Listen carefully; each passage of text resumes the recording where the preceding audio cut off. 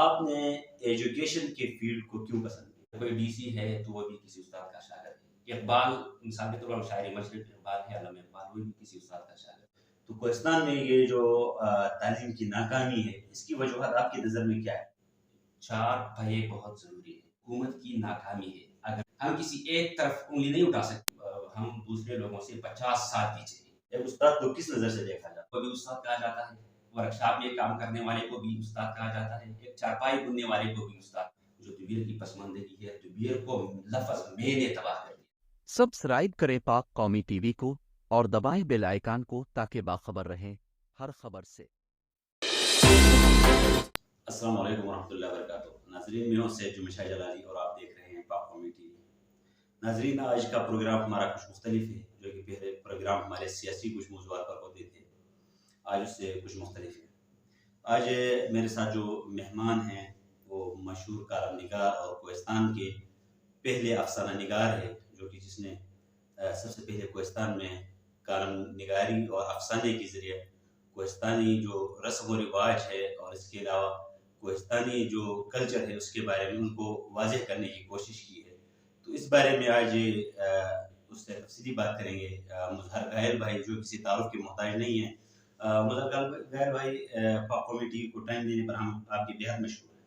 شکریہ جلالی صاحب، اور آپ نے مجھے عزت بخشی اور آپ نے ٹائم دیا، اور آپ کا دل سے شکریہ. بہت بہت شکریہ. سب سے پہلے میرا آپ سے جو سوال ہوگا وہ یہ ہوگا کہ آپ ایک کالم نگار اور افسانہ نگار ہے جو کہ کوہستان کے افسانہ نگاری کی بانیوں میں سے ہیں. آپ نے ایجوکیشن کے فیلڈ کو کیوں پسند کیا؟ یہ جلالی صاحب، بات یہ ہے کہ یہ ایجوکیشن جو ہے یہ تمام محکمے جو ہے اس کی ماں ہے. ایجوکیشن کے بغیر کوئی بھی محکمہ موجود میں آ ہی نہیں سکتا. اگر کوئی ڈی سی ہے تو وہ بھی کسی استاد کا شاگرد ہے. اقبال مثال کے طور پر شاعر مشرق اقبال ہے، علامہ اقبال، وہ بھی کسی استاد کا شاگرد ہے. غالب ہے، وہ بھی کسی استاد کا شاگرد ہے. تو استاد جو ہے یہ بنانے والا ہوتا ہے. تو وہ استاد پہ، وہ پھر شاگرد پہ ڈیپینڈ کرتا ہے کہ وہ فلاسفر بن جائے، ڈاکٹر بن جائے، جج بن جائے. تو اسی وجہ سے تو معاشرے کو، ایک بہتر معاشرے کو بنانے کے لیے ایک استاد کا بہت اہم کردار ہوتا ہے. بالکل آپ کی بات ٹھیک ہے، لیکن کوہستان میں آپ کو معلوم ہے کہ تعلیم کا فقدان ہے، تعلیم نہ ہونے کے برابر ہے. تو کوہستان میں یہ جو تعلیم کی ناکامی ہے اس کی وجوہات آپ کی نظر میں کیا ہے؟ جلالی صاحب، بات یہ ہے کہ تعلیم کے لیے 4 پہیے بہت ضروری ہے. ایک ٹیچنگ سٹاف، اساتذہ کرام، حکومت اور قومی شعور. تو کوہستان میں قومی شعور تو ہے ہی نہیں ہے. اگر گاڑی کے 4 پہیے ہیں اور ایک پہیے سے ہوا نکل جائے تو گاڑی رک جائے گی. تو یہی میرے خیال میں، یہ میرا خیال ہے کہ اصل وجہ کوہستان میں تعلیم کی ناکامی جو ہے وہ قومی شعور کی کمی ہے. اور دوسری بات یہ ہے کہ حکومت کی ناکامی ہے. اگر بلڈنگ ہے تو وہاں پر استاد کی کمی ہے، اگر استاد ہے تو وہاں پر شاگرد کی کمی ہے. مطلب یہ ہوا کہ تین شعبے ہیں یا 3 پہیے ہیں، یہ تینوں پہیے پنکچر ہے. ہم کسی ایک طرف انگلی نہیں اٹھا سکتے کہ بس وہ ایک ہے، ایک میں وہ ہوا ہے اور 2 میں نہیں ہے. یہ 3 پہیے جو ہیں یہ میرے خیال میں یہ پنکچر ہے. اور اس کو سدھارنے کے لیے قومی شعور اور تینوں کو چوکس ہونا ہوگا، تینوں کو الرٹ ہونا ہوگا. تو تب یہ نظام کوہستان کا جو تعلیمی پسماندگی ہے شاید یہ اپنے مقام سے یہ جو ہے وہ شاید. تو کوہستان میں تعلیم کا سسٹم جو والدین اور بچوں کے حوالے سے بھی انتہائی کمزور ہے. تو کوہستان میں شعور کی بیداری کو کس طرح اجاگر کیا جا سکتا ہے آپ کی نظر میں؟ دیکھیے جلالی صاحب، یہ ہمارے کوہستان کی اگر ہم شروع سے دیکھا جائے تو کوہستان میں یہ قومی شعور سر سے ہی نہیں ہے. یہی وجہ ہے کہ ہم اگر اس طرف تعلیم کی طرف ہم توجہ نہیں دیتے تو ہم جو دنیا کی دوسرے اقوام ہیں اس کو دیکھیں، اگر وہاں تعلیم ہے تو وہاں دوسرے شعبوں میں بھی آپ کو ترقی نظر آئے گی. تو یہی وجہ ہے کہ کوہستان ہم دوسرے لوگوں سے 50 سال پیچھے ہیں. یہی وجہ ہے کہ ہمارے یہ ذہن مانتا ہی نہیں ہے کہ ہم تعلیم کی طرف آگے چلیں. ٹھیک ہے، بس اب میرا آپ سے ایک سوال یہ ہے کہ کوہستان میں ایک استاد کو، جو استاد ایک بڑی اہمیت کے حامل ہوتے ہیں نا، ایک استاد کو کس نظر سے دیکھا جاتا ہے؟ آپ نے بہت اہم سوال اٹھایا ہے. دیکھیے کوہستان میں ایک ڈرائیور کو بھی استاد کہا جاتا ہے، ورکشاپ میں کام کرنے والے کو بھی استاد کہا جاتا ہے, ایک چارپائی بننے والے کو بھی استاد کہا جاتا ہے, اور اسکول میں پڑھانے والے کو بھی استاد کہا جاتا ہے. تو استاد کا تشخص کوہستان میں ہے ہی نہیں. کسی فراڈی کو بھی یار وہ بڑا استاد ہے, کسی فراڈی کو, کسی جھوٹ بولنے والے کو, کسی چور کو, لفنگے کو, اس کو بھی استاد کہتے ہیں. تو یہی وجہ ہے کہ استاد کا کوہستان میں کوئی مقام استاد کو حاصل نہیں ہے, اور اسی وجہ سے ہمارا تعلیم نظام بھی تنزلی کی طرف جا رہا ہے. تو اس میں آپ رائے آپ سے لینا چاہیں گے کہ استاد کی مقام کو اوپر کرنے کے لیے اس کے لیے کیا لائحہ لے کر؟ استاد کو خود اپنے مقام کو اوپر اٹھانا ہوگا. اگر استاد اسی طرح اچھا رزلٹ دے گا, ڈاکٹر انجینئر پیدا کرے گا, جج فلاسفر ڈاکٹر یہ پیدا کرے گا, اے سی ڈی سی یہ پیدا کرے گا, تو لازمی بات ہے کہ استاد کا مقام اٹھ جائے گا. استاد نے اپنے مقام کو خود کھو دیا ہے. ٹھیک ہے. اور اب اگر کوہستان کے لیول پہ دوبیر کو دیکھا جائے تو دوبیر جو ہے پسماندگی میں بہت زیادہ مطلب وہ آگے ہے, بہت زیادہ پسماندہ ہے. تو اس کی پسماندگی کی اصل وجہ آپ کی نظر میں کیا ہو سکتی ہے؟ دیکھیے, اگر ہم دوبیر کو دیکھیں نا, ہماری پڑوس میں ججال ہے, اس کی تعلیمی اس کارکردگی کو ہم دیکھیں تو ججال والے ہم سے بہت آگے ہیں, پٹن والے ہم سے بہت آگے ہیں, سیو والے ہم سے بہت آگے ہیں. اس کی سب سے اہم وجہ جو دوبیر کی پسماندگی ہے, دوبیر کو لفظ میں نے تباہ کر دیا. اور میں سب سے پہلے یہ میں لفظ شیطان نے استعمال کیا کہ میں آدم کو سجدہ کروں. اسی میں نے شیطان کو ادھر سے گرا کے زمین پر پہنچا دیا آسمانوں سے. تو دوبیر کو, اس دوبیر کی پسماندگی کی سب سے بڑی وجہ میں ہے. اس میں نے اس دوبیر کو تباہ کر دیا. اور دیکھیں اللہ تعالیٰ اس لفظ میں کو اور ظلم کو کبھی بھی اللہ تعالیٰ برداشت نہیں کرتا, اور ان لوگوں کو ذلیل کرتا ہے. جب فرعون نے کہا کہ انا ربکم الاعلی, میں سب سے بڑا رب ہوں, تو اللہ نے اس کو کیا کر دیا, خاک میں ملا دیا, ذلیل کر دیا. اور شیطان نے کہا کہ میں آدم کو سجدہ کروں. دوبیر میں اسی میں کا ٹکر چل رہا ہے.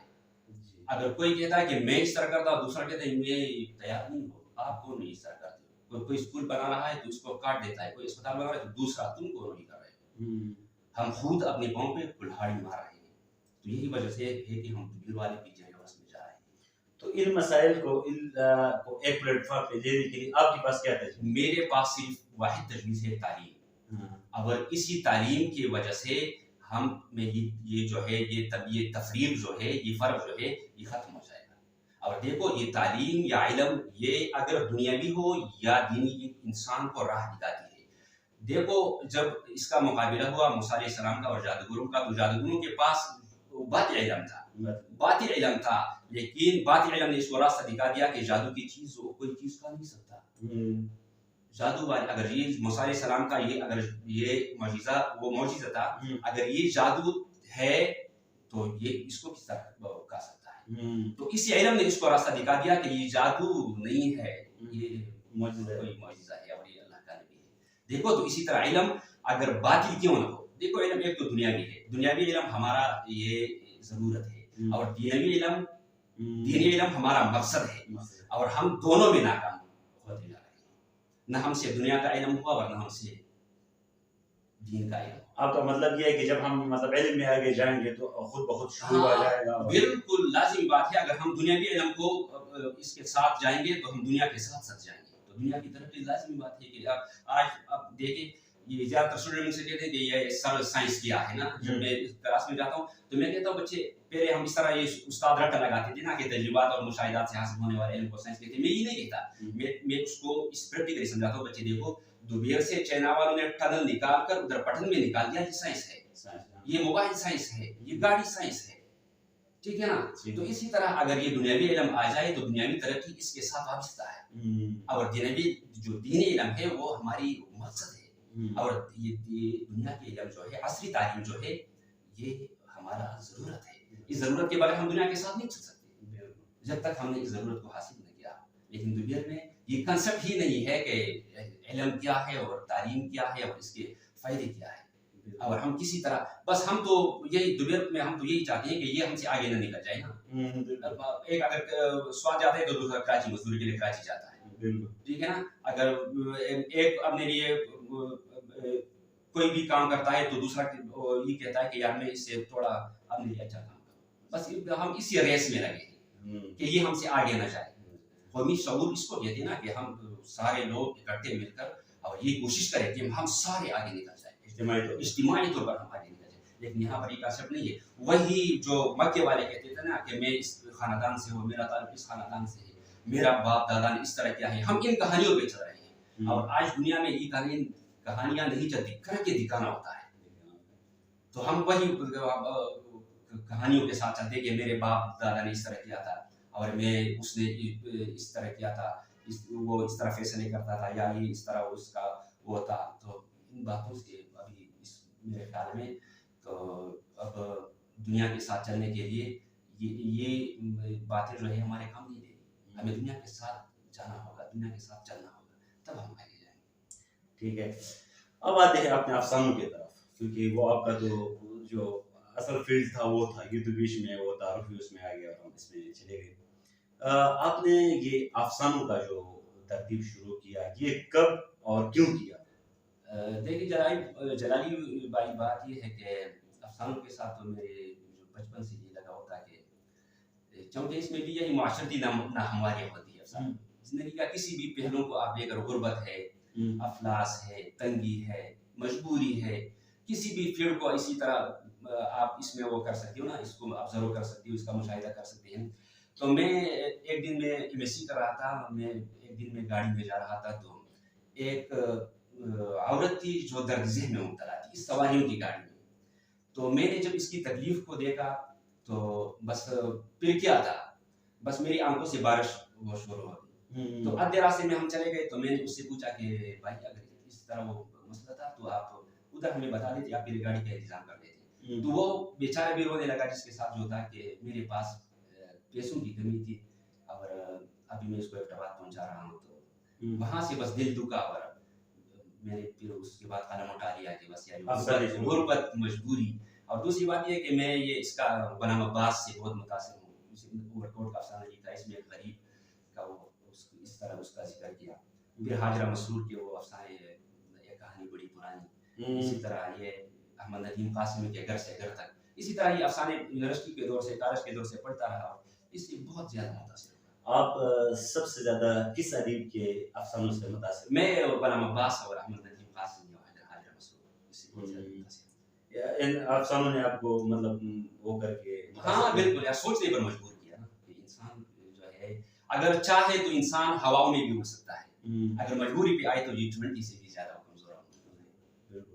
اور یہ آپ نے ابھی تک تقریباً کتنے افسانے لکھے ہیں، ان کا کیا کیا؟ اب میرے افسانے جو ہے وہ لکھے تو کافی سارے ہیں. اب میری کتاب جو ہے وہ ابھی آنے والی ہے اور پبلشر کے پاس ہے. تو کافی سارے افسانے لکھے، اس میں سے جو ہے درد ذہن، اس پر بھی افسانے لکھا، درد غربت اور درد ذہن، دل کسی اور کا امانت تھا. تو اسی طرح مٹی کے کھلونے اس نے لکھا، اور کافی سارے اسی طرح اگر میں شمار کر لوں تو 20 افسانے اس طرح لکھا. اور ایک بات جو مجھے پوچھنی تھی، کافی مطلب میرے ذہن میں یہ بات آیا تھا کہ کبھی ملیں گے تو پوچھیں گے، یہ مظہر گائل جو ہم نے اپنے نام کے ساتھ ایڈ کیا ہے، گائل، اس کے پیچھے کیا راز ہے؟ یہ تو آپ نے اس کے ایسی بات چھیڑی کہ اس کا تذکرہ یہاں نہیں کیا جا سکتا. تو بات یہ ہے کہ معاشرتی ہمواریوں کی وجہ سے جب انسان اندر سے زخمی ہو جاتا ہے تو لازمی بات ہے کہ پھر انسان جو ہے اس کو دنیا کو دکھانے کے لیے، یا کہ میں بھی اندر سے معاشرے کی ناہمواریوں کی وجہ سے میں وہ، تو اس وجہ سے یہ لفظ نام لکھتا ہوں، اور کوئی خاص وجہ نہیں. ٹھیک ہے غیر بھائی، پاک کمیٹی کو ٹائم دینے پر ہم آپ کے بہت مشکور ہیں. آپ کا شکریہ جلالی بھائی کہ آپ نے مجھے ٹائم دیا اور میری ایک اناسی کوشش کو اور کاوش کو میرے کوہستان بھائیوں کے سامنے آپ نے پیش کیا. آپ کا بہت بہت شکریہ. اللہ آپ کو اپنے حفظ و امان میں رکھے. ٹھیک ہے ناظرین، آپ نے دیکھا کہ جو ہمارے مشہور کالم نگار، افسانہ نگار تھا کوہستان کے سب سے پہلے، اور جس کے پر اثر افسانے ہوتے ہیں اور کالم ہوتے ہیں، اس کالم کے ذریعے وہ پورے کوہستان کی غربت، پورے کوہستان کی جو رسم و رواج ہے، پورے کوہستان کی جو جس طرح مسائل ہیں ان کو اجاگر کرتے نظر آتے ہیں ہمیشہ. ان سے آج تفصیلی بات ہوئی، اور اگلے پروگرام تک دیجیے اجازت.